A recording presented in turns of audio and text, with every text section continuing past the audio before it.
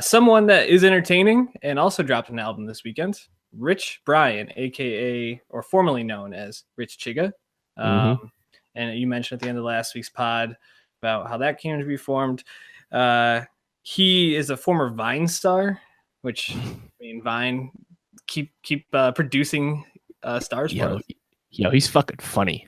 He Have you is. seen any of his vines? Yes, They're absolutely. they're old, but man, he had some good ass vines. I gotta give it to the kid. You know, this was an album I wasn't planning on listening to, but I saw a lot of people tweeting about it, including yourself. So I gave it a listen. This album sounds awesome. Mm-hmm. Like, so I was so surprised, and uh, I mean, I think it has some major issues. Like, he raps in a thing, which Mm-hmm. I like to show motion behind when he raps. Aren't necessarily deep or meaningful in any way, but for a first album and someone that no one took seriously, this Right. this blew me away. Yeah, no, I think that's spot on. Lyrically, it's nothing too special. He's witty at times, but overall, I think the storytelling angle it's pretty straightforward, pretty simple, right? Um, but the fact that we're talking about storytelling with a 18-year-old rapper is a good Right. sign. We don't do that with everyone. And yeah, like you mentioned, that sounds great. He produced or co-produced every song, which is very impressive. Again, the kid's only 18.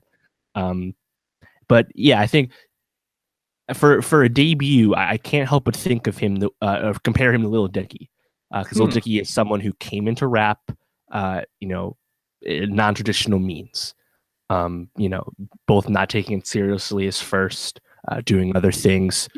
For both of them, really, it was comedy. But I think Rich Brian has a better chance at being more accepted in mainstream hip hop. Part of that's probably because he's not white, but also because it actually seems like he's about it.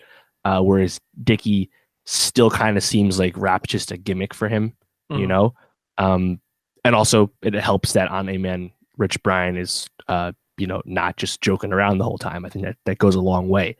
I think overall, yeah, like you said, it's not an amazing album or anything, but it's a very impressive debut for someone that we did not expect anything from. I thought That's Sick, that big song that he came out with, which was, playing on African American and Asian stereotypes, very problematic, but it was funny. That was, his big, I thought that would be his biggest moment. And then he really kind of turned the corner when he started releasing singles up to this, Glow Like That and Chaos and See Me. Three of my favorite songs were all singles. Yep. And overall, I think there's a lot to like on this. And, I think he's got a good base behind it with the 88 Rising, label management group. So I'm optimistic for his future, no doubt. Yeah, and something that we were talking about it off air that you mentioned to me that surprised me even more is that he made most of the beats for this album, which is I think also impressive because it wasn't just rapping on this obviously that caught me, but I think just the overall sound of the album sounded the beat sounded unique at points, adding in some cool elements. I mean, there was obviously some like Mike Will made it knockoffs on there, but overall I think this is very promising. He kind of, the person that came to my mind was Childish Gambino, coming from a comic background, got into rapping, a lot of like punchline rap, which there were definitely some punchline type lyrics in this. This is better than early Gambino, though. I'll tell you that.